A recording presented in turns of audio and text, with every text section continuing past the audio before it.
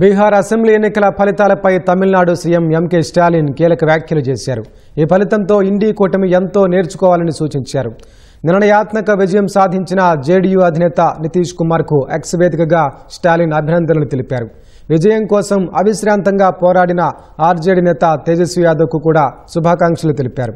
సంక్షేమాలు, సామాజిక, సైద్ధాంతిక సంకీర్ణాలు, స్థిరమైన ప్రచారంపై ఎన్నికల ఫలితాలు ఆధారపడి ఉంటాయన్నారు.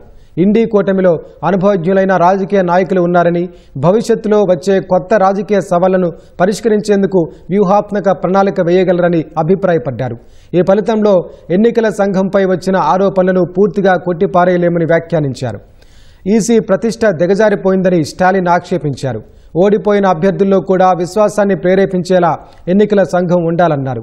బీహార్ ఎన్నికల ఫలితాలు అందరికీ ఓ పాఠమంటూ స్టాలిన్ పేర్కొన్నారు.